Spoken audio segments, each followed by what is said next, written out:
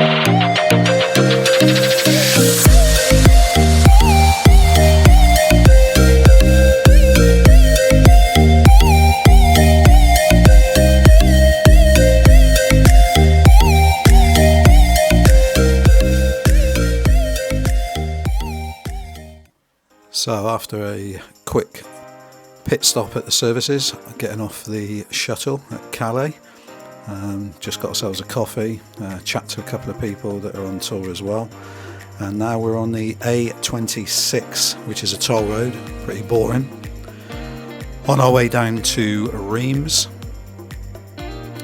This cuts out quite a lot of the time to get down there, which is good, but it is a boring road.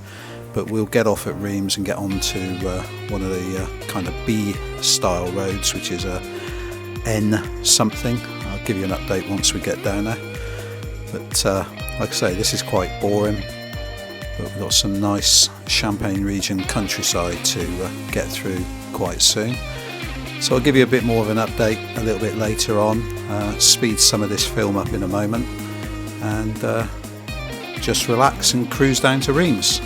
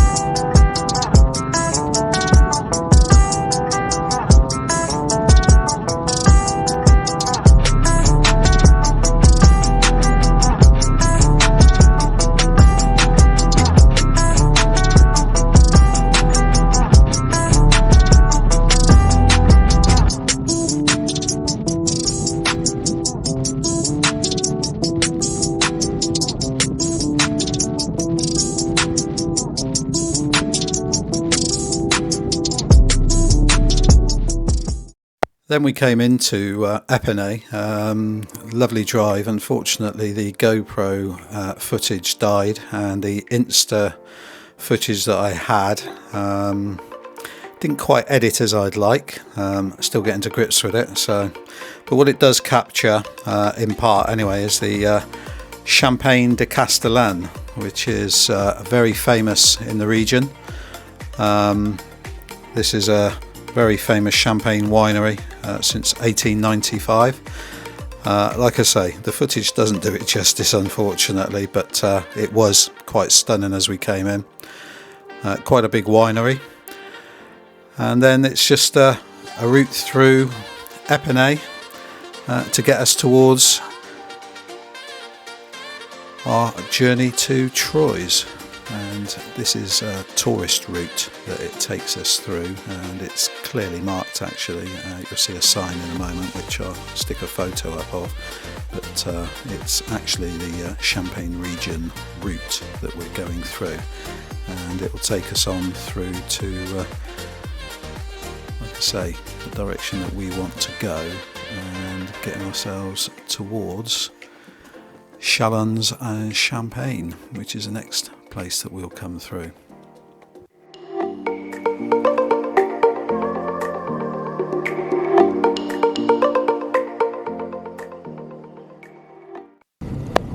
Then on the way out of Epinay,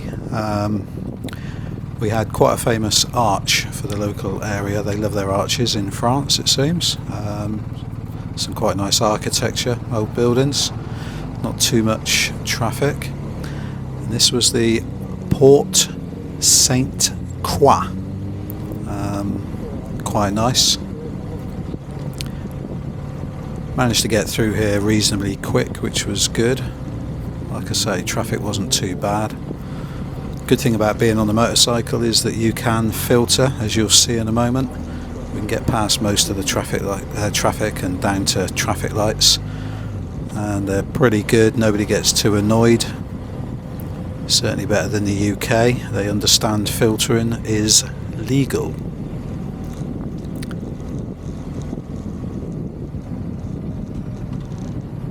But once we got through here, we were on our way again.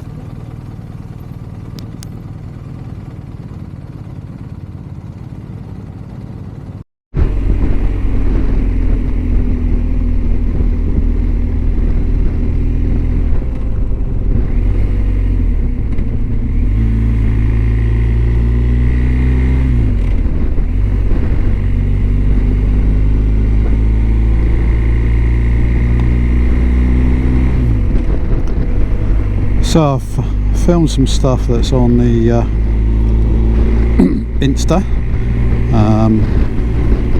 Haven't had the GoPro on a great deal, purely because it's been relatively boring until we got off a main road, and I had to take a slight detour so we didn't hit some of the places that we wanted, which isn't the end of the world. But now we're not too far away from Troyes, and we've come through the Champagne region, which was lovely. Didn't stop or anything, because we want to get down to Troyes in good time so that we can actually get out for a decent meal this evening and not eat rubbish back at the hotel, really. And we seem to be making good time at the moment. It's just after 5 and we're predicted to get there about 6:10, so that's good. So I'll film a little bit of what's around here.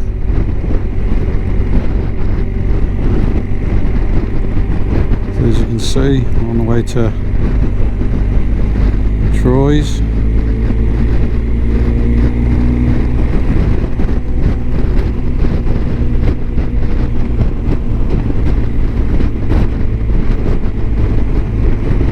There is a really nice chateau en route, but I'm not sure that we're going to stop to have a look. I think the detour has meant that we're coming the wrong side.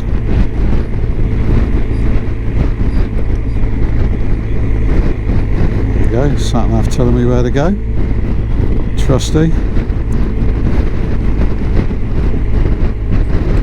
I will talk a little bit more at some point on this trip about this sat-nav. I mean, I use the Motorrad Cradle and the BMW Motorrad app on my phone, and I have absolutely no problems with it. I'm not sure why people have said they have an issue. If you like Garmin, you know, anything else like that, then fair enough, but I do like the app because I've got my phone on there. Everything that my phone can do is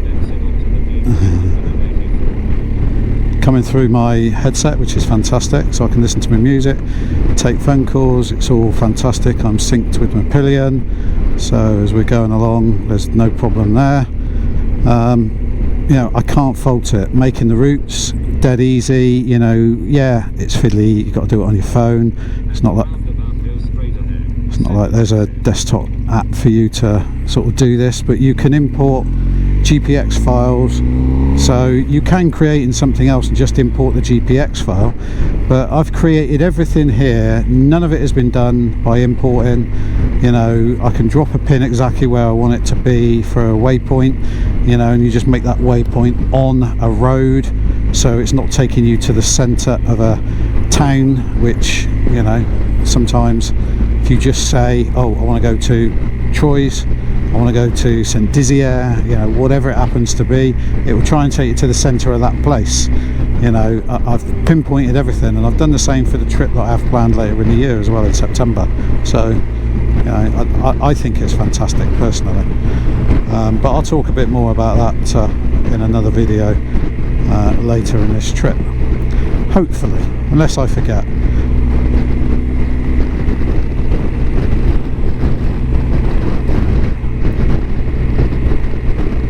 Obviously there's a difference in speed when you're, you know, on these, but it depends what you're sort of touring for. I love all this. I'm not in any hurry to get anywhere. I want to sort of make sure I can see things, take it all in. I'm not on a main route, which is good, and when I have got the opportunity I can blip past things on this bike, no problem at all. You know, but it's just beautiful. I mean, just look at this. This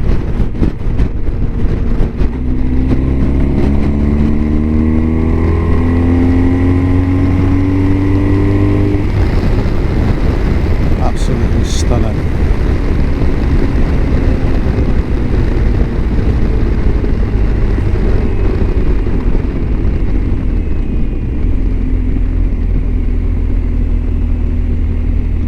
Anyway, less talking from me, concentrate on the route. Unfortunately, we then started having some issues with the GoPro, so the footage you're going to see from now to the end of this episode is all on the Insta360, which is a great camera. I'll talk a bit more about that later in the episodes as well. A little bit about the sort of kit, I suppose, that I had with the bike to record these videos, etc. But we got through Chalons and Champagne, which was really beautiful.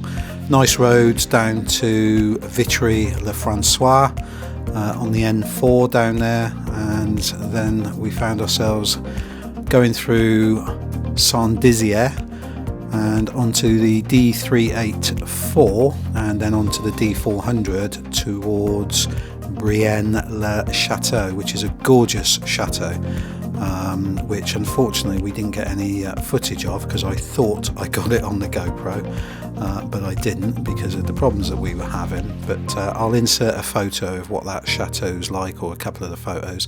We did see it and it is gorgeous. So the road kind of goes past that, so you get a really good view. I'm sure you can pay to go in, but we didn't have time, and you know, the expense of doing that for the amount of time we would have had. And then it was on to Troyes. So this is just some of that journey, and then as we're coming into Troyes there'll be a sort of ending video, and I'll do a little bit of a voiceover there just to conclude things and talk about you know, arriving in Troyes at the hotel for the night.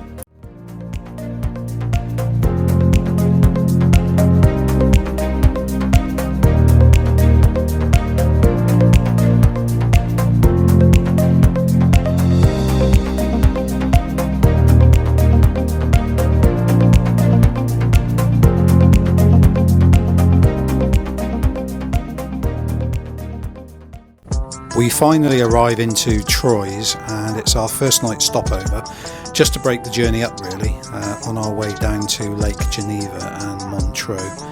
And we're staying at the city centre Kyriad Hotel. Quite a nice hotel, does exactly what it says on the tin. It's nice and clean, very convenient, easy to find. It's got secure parking, which is good underground, so somewhere to put the motorbike. So we know it's safe, and we have a first night there. It's got a restaurant next door, nothing to do with the hotel, but it was decent enough for the first night. And we basically got our heads down after a long day of riding and get ready to leave after breakfast in the morning. We'll catch up in episode 3, which will be the journey from Troyes down to Montreux. Depending on how much footage I've got, it may be a bit more than that, but basically we're heading down to Montreux for 2 nights, and one of the days that we're there, we're going to be going out for a ride out where we're going to be taking in quite a few of the mountain passes that are in the Swiss Alps in that region, which is one of the main reasons for staying there. Montreux itself is really nice, but it will give us an opportunity that we can actually do ride outs to some famous mountain passes such as the Suston Pass, Furka Pass and Grimsel, which are all conveniently pretty close to each other, and it was spectacular on a motorcycle. So catch up with you in the next episode. Thanks very much. Hope you enjoyed this. Don't forget to like, comment if you wish, and share this with your friends. Thanks very much.